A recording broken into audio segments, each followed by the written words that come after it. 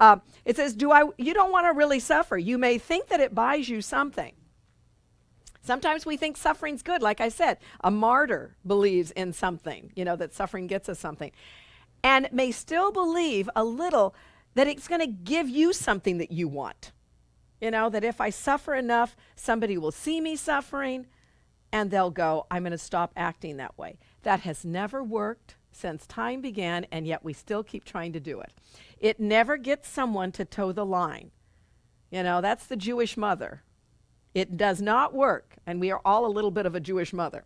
It says, yet this belief is surely shaken now. We're at a lesson on 100 in the course. If you're doing your course in sequence, you would be about, a little less than a third of the way through it. So you've come to this place where you might begin to realize that suffering is not your right anymore. This isn't what is asked of you as a child of God. This belief is a little bit shaken now, at least enough to let you say, maybe there's another way, to question it, and to suspect it really doesn't make any sense. It's not gone yet, but it seems to lack the substantial roots that once secured it tightly to the dark and hidden secret places of your mind. Something a little bit more here. Maybe there's a question mark now. We opened a little light into this. Today we're going to loosen that even more and realize that pain, look at these 3 lines, or points. Pain is purposeless. Pain gets you nothing. Learning through pain is not the way to go. No pain, no gain is an advertising marketing tool and is not worthy of a child of God. Okay? Pain is purposeless. It is without a cause and with no power to accomplish anything. To me, that's what Jesus meant when he said, Lazarus, come forth. Stop the silliness, the little irritation you might have about me, Mary and Martha, the frustration that I didn't do enough, the idea that death is even possible. Command the truth here. Pain gets you nothing. Pain gets you nothing. You need to say to it as well as to fear, what have you done for me lately? Come on. What have you really done for me lately? It's not going to get you anything. It doesn't have a purpose except to tie you into a punishing, suffering God. It does not have a cause because it's an illusion. It is not the truth of your being. And it has no power to accomplish anything in your life. Okay? It cannot purchase anything at all. It doesn't give you anything. It doesn't really produce anything. People who use it to get you to do something have to use it over and over and over and over. And haven't you been with people like that? That use pain, that use fear to get what they want? People get real tired of those kind of people. More and more. It offers nothing and it does not exist. Again, that's kind of reiterating that. And everything that you think it really offers you is lacking in existence. And you got to dance as fast as you can to keep it going. You got to dance as fast as you can to keep that pain, that painful way of existing going. It does not produce loyalty to you or to anyone else. You have been slave, it says, to nothing. So be you free today to join the happy will of God. What? This is not something you would read in the Old Testament. The happy will of God. When God would bash the babies' heads of the enemies against the rock. And we go, because when they would overtake a city, they would kill off all the people because those were the impures, and everything they would kill. But they would bash the babies' heads against the rock. I mean, that's in the Old Testament. And again, that's why I always say the Old Testament to me really is just a book about the mythology of our time, of those times. Not to be taken as something God really wants us to do. And even Jesus worked against a lot of that. But he came to give us a New Testament where the message was not the Adam and Eve got tempted by a snake kind of mentality and God kicked us out, but that when you come home to God through the prodigal son story, he's glad to see you. No punishment. Going to have a party. That's a big difference. in mentality between the Old Testament and the New Testament. Much more in line with this. Okay, here I'm going to be really create heresy, the Third Testament here. Okay, then it says, practice this. Of the course, yeah. Practice this. This exercise is planned to help you, the third paragraph, to reach the happiness God's will has placed in you. Here is your home, here is your safety, here is your peace, and here there is no fear. Here is salvation, here is finally your rest. And so all it says is, just begin your practice periods. Just begin in thinking of this, in accepting God's will for you. You know? And you might go, well, what if it's not the truth? Well, it's a whole lot better than the other ones you've been accepting for a long time. Let's give it a shot, huh? Whether you believe it or not, let's just give it a shot. Because you know what? If you're like me, it begins to make sense to your soul. Makes sense to you without justification. I can't justify it because everything the world justifies is based on a lie. Everything the world justifies is based on an illusion. Everything the world justifies is based on a myth. It's based on what we think is out there.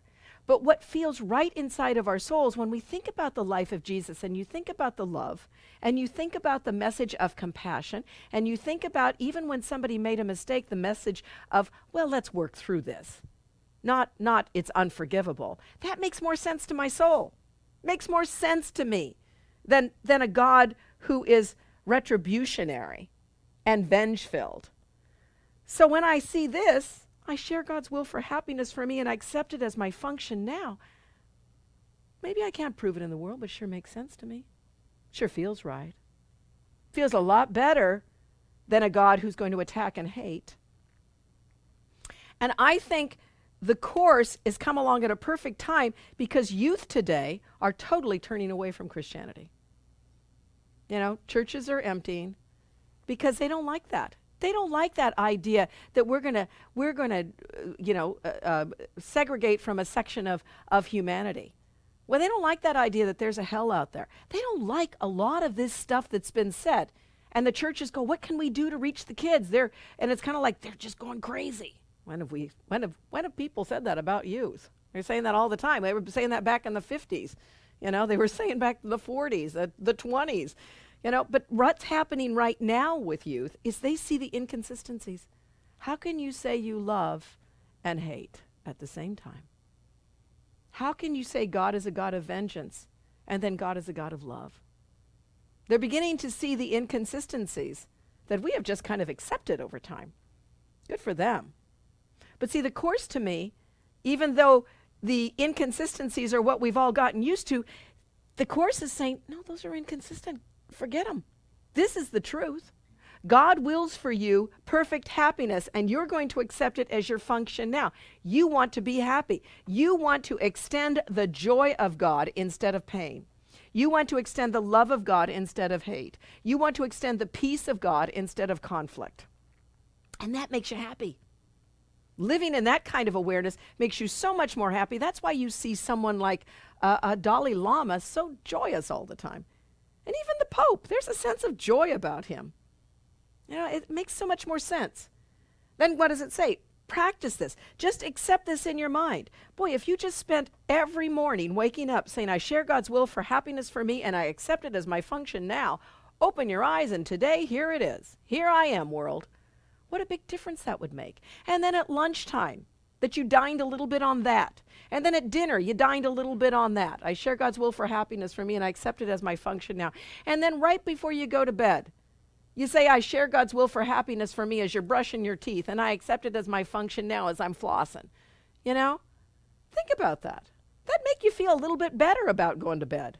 And then when you get up, you say the same thing again. Imagine what that might permeate in your consciousness.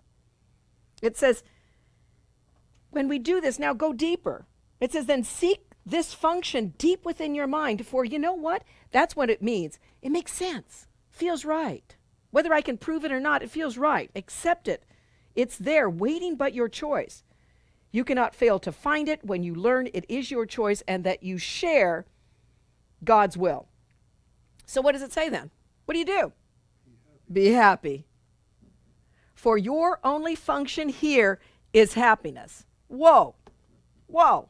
Okay, let's have it. Yeah, be happy. That's why I think that's why that song, what did he say? What was that? Yeah, no, that one, Don't Worry, Be Happy, but the other one? Oh, Happy by Farrell. Yeah, what did he say? How did it go again? I can't even think of it. How would? Because I'm happy. As I'm happy. You know, remember, every time we play that, people start dancing. Did you see at the conference? We played that. Everybody is like a big line dance. They wear me out. I mean, they're just, everybody loves it. I think because down inside of us, we know that that really makes sense to us. That makes sense. You have no need to be less, and I love this line. It's a big line. You have no need to be less loving to God's Son than he whose love created him as loving as himself. What does that mean? That's a great line. You don't need to be less loving to you or to anybody else, as it says, as he whose love created him, as God. God is happy. He thinks of you and there is joy. The Holy Spirit turns to you and it makes him smile. That's what it's saying. Don't be less loving to yourself.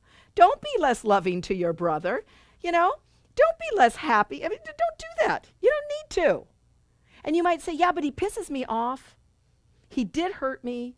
Blah, blah, blah, blah, blah, blah, blah, blah, blah, blah, blah, blah, blah, blah. It reminds me of the Peanuts cartoon when the adults would talk. You never hear anything, right? It was just a trumpet. Wah, wah, wah, wah, wah, wah. And the kids would always go, yeah, I know what you mean.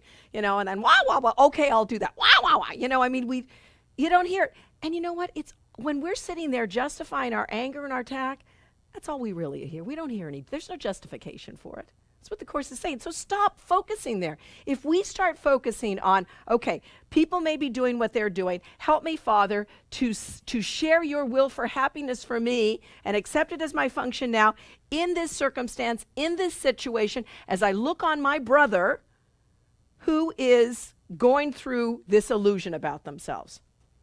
Help me to see the truth. That's what this is asking us to do. That's what I love about it. You don't need to be less loving to yourself or to somebody else as God who loves you so much. So it says what? Then that's what I was kind of saying before. So pause frequently today and tell yourself that you have now accepted happiness as your one function. And in doing so, be sure that you are joining with God's will in doing this. That this is his will for you. Whether you can understand that, whether that, you can rationalize it, it says that this is the truth. Do not doubt it. His will for you is happiness. You need to join your will with his. Not make him join his will with you.